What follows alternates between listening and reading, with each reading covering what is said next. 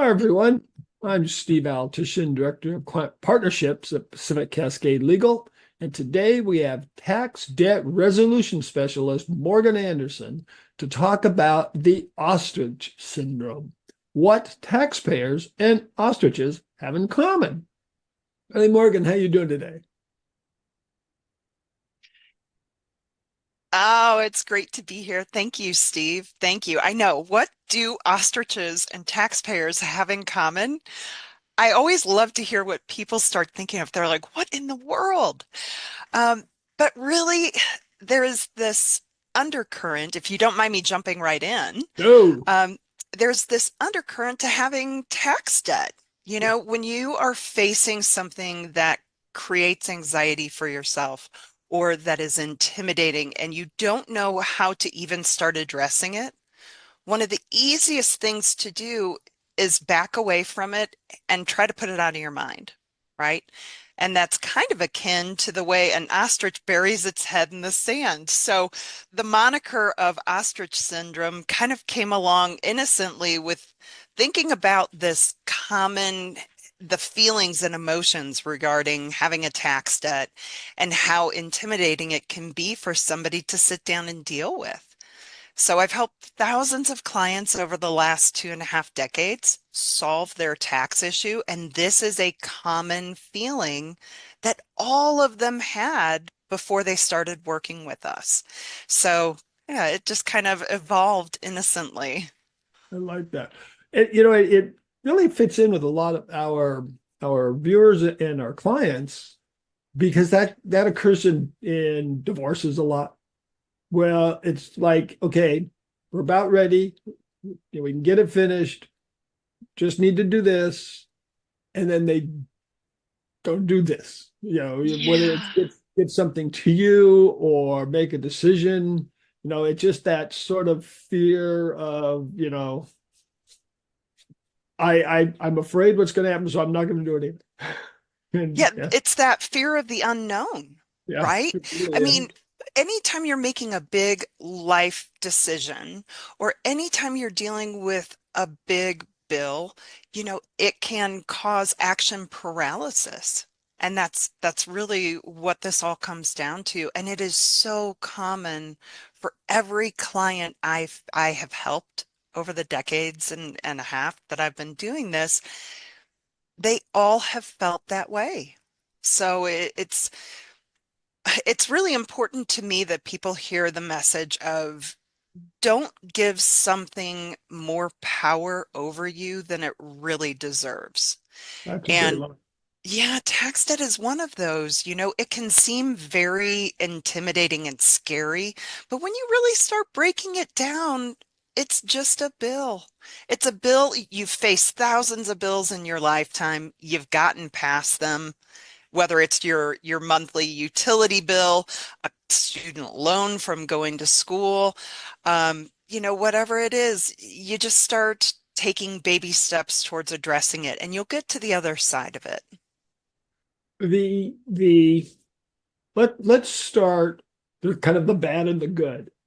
Okay. So, what kind of things can happen, and how can it just sort of, you know, start to overload you when you do put your head in the sand? Oh, there's a lot packed into those questions. Let's kind of break it down a little bit.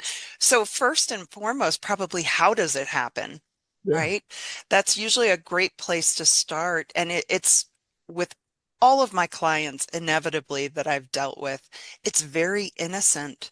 There's either a miscalculation of a tax bill, there was a financial crunch, something outside of their direct control impacted them.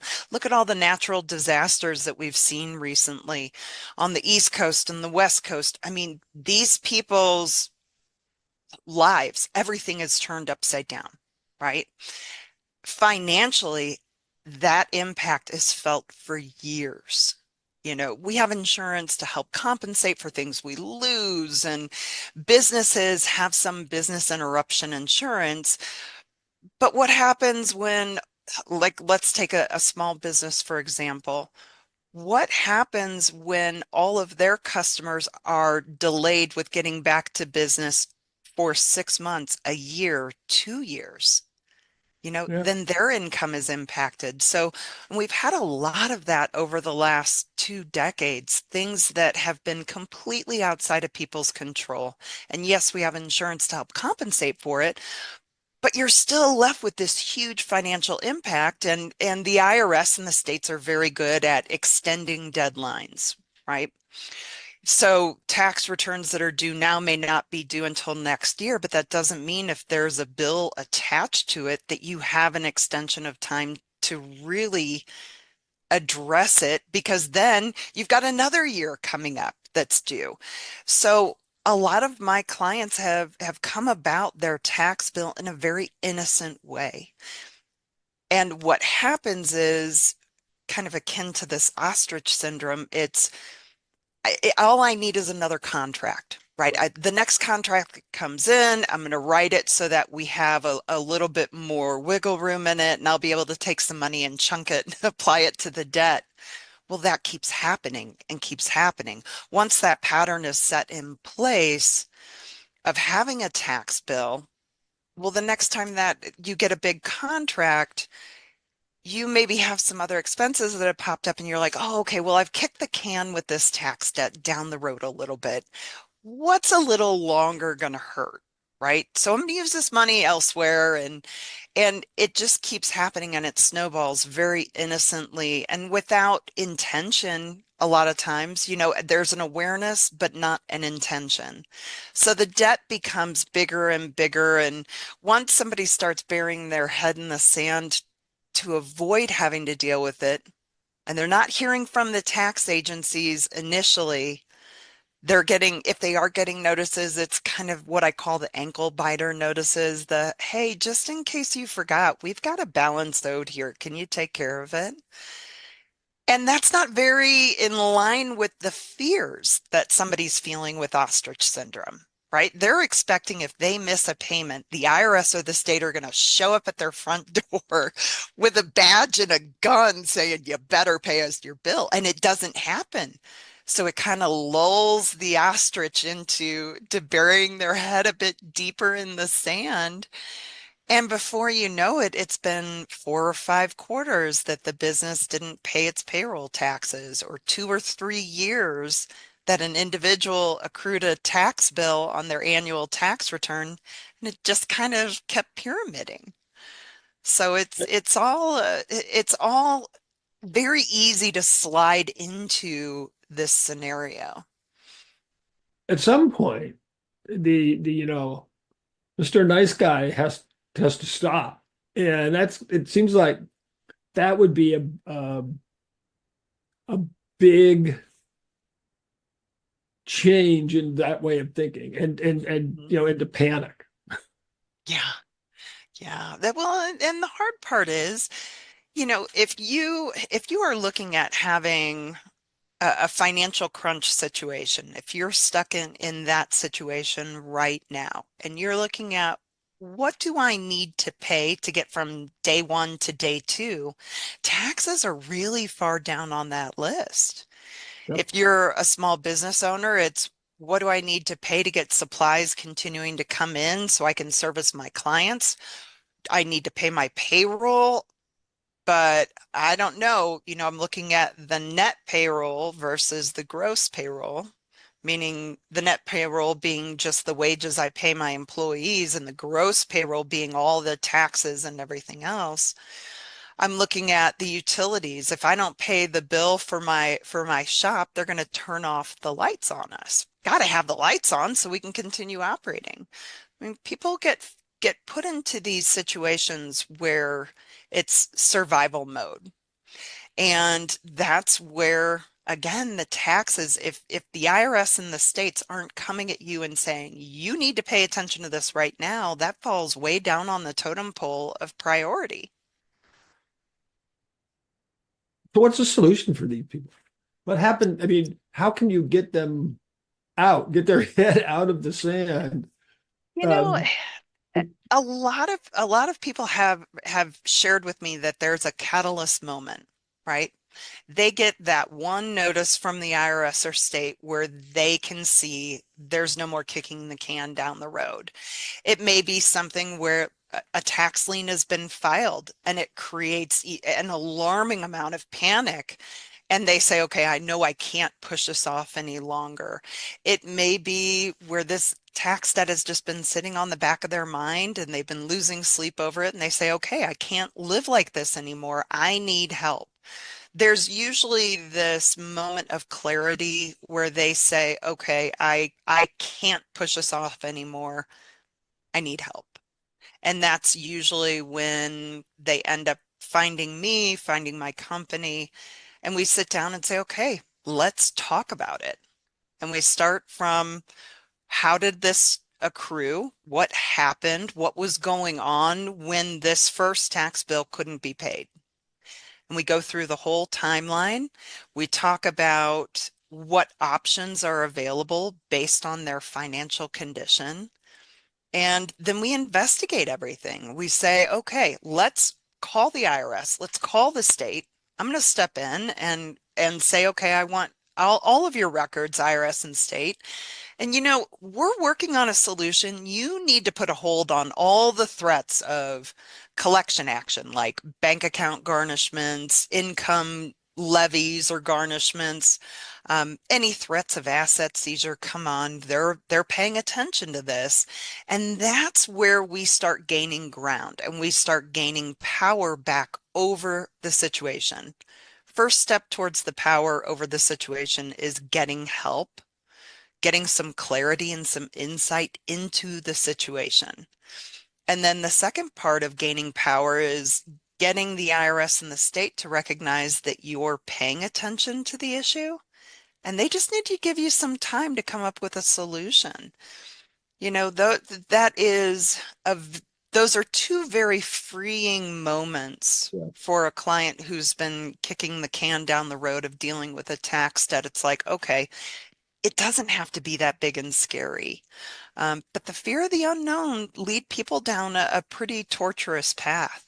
Yeah. Yeah. And just coming to you, um, talking with you is and actually looking at the situation Mhm. that can end that at least unknown. Right. And so it puts you back sort of to square one, like, okay, now maybe I owe more money, but now I know what I can do or what I should do and start to move on. Yeah, yeah. Just having that little bit of insight makes you stand up a little taller and say, okay, it's not as big as that fear of the unknown that I was making it up to be. I mean, think about when we were kids, right? And we did something wrong. And we knew when we got home, our parents were going to swat us or put a bar of soap in our mouth or make us stand in the corner, whatever their form of punishment was for whatever generation we all were raised in. The IRS and, well, let me take that back just a thought. The fear of walking in your house, right, after you did something wrong and you knew your parents knew about it and you knew you were facing punishment when you walked in. The fear of walking up to the front door, opening the door and going in was like so oppressive, right? You couldn't breathe. You were like hesitating. You were walking as slow as you could. And when you open the door and you kind of face the music and they dealt with you, it was like, oh, okay, I kind of put myself through some extra angst, you Yeah. know? Yeah, it stunk. It's always bad to feel like you're getting called out and to face um the result of your bad decisions somewhere along the way. But it was never as bad as you kind of built it up to be in your mind. And that's the same thing in dealing with the IRS and the states. You make it into this all important figure and this very powerful, they're going to ruin your life kind of feeling, and it makes you lose your breath. But when you start dealing with it, you're like, wait a minute, this isn't as bad. Yeah, the debt stinks. Yeah, it's something I have to deal with, but I can get to the other side of this. If if there was a tip you could give to someone who gets a letter Mhm. and what would that be? I mean, would it be don't let it go on? Would it be, you know, wait and see? I mean, how, what should someone do, you know, to not to avoid getting to the having to, you know, deal with a lien? I mean, is there some confidence that they can have that okay, this isn't going to be as bad as I think? You know, there's one common theme that I love people to hear, right? And it's the simple fact that there's always a solution. Yeah. There's never a solution to something that you won't face, Right. right? If you won't face it, you can't get to the other side of it. And no, the IRS and states, they know they can't squeeze blood from a turnip. I mean, they know it. That's why they have options available to deal with the debt, no matter the size of the debt. It's all based upon your financial condition. So you can owe the IRS or the state $10 million. Dollars. Let's say you made a lot of money and you dumped it into a business and the business went belly up and you're left with nothing, right? But Yep. 2 or 3 years down the road, the IRS sends you a love note saying you owe us $10 million dollars for unpaid income tax and payroll tax. And you go, you know what? I maybe had money 5 years ago when I incurred all of this debt 4 years ago, but I have nothing now. And you can be transparent with the IRS and the state, and they will put you through the paces. They'll make you jump through hoops. So just expect that, but it's nothing that has any consequence to you if you're just transparent and open and you say, "Hey, here's my financials. I don't spend a lot of money. I don't go on lavish vacations. I don't have a home with a ton of equity in it. I have a meager income. I have a lot of responsibilities. And when you take everything into consideration for my family's needs, our health, our welfare, I have nothing left over to give you." They will settle that debt. Yeah. I had a client who owed $200,000, a realtor on the East Coast, and we ended up settling it at $4,800 because his income picture supported that they couldn't expect more than that from him to address the debt. They'll settle it. They'll put you through the Uh, paces, but they'll get it done. what it feels like is that a lot of people also just they don't they don't want to talk with the person that they're in trouble with. Like you said, your mom and dad. Yeah, But that's right. where you come in, isn't it? I mean, Right. Right. just the fact that they don't want to have to be the ones to talk with them is a relief. It is. It really is. And part of that is when you think about all of us that have a job, have a career, we become very good at what we do if we stick with it long enough. Think about, salespeople who have been doing sales for 2 decades. They know how to talk to people. They know how to convey what they're selling. They know how to talk to the people that are their targeted audience, their targeted clientele. They're very good at verbally communicating that whole relationship. Same thing with us. I am a tax nerd. I have no problem saying that. My game board that I like spending my time on is dealing with tax debt and navigating a lot of the red tape that you come across with the IRS in the States, knowing what to say, when to say it, how to say it, what to disclose, how to disclose information with full transparency but shaded in a way that benefits the client according to the rules and regulations of the state codes, tax codes and laws, and the Internal Revenue Manual. So knowing somebody who can speak their language gives you an immediate leg up. It Yeah. just does. Oh, it's, I've told this story before, which is that when our daughter was first born, we're in the hospital and there's doctors there, and I'm away from the business end.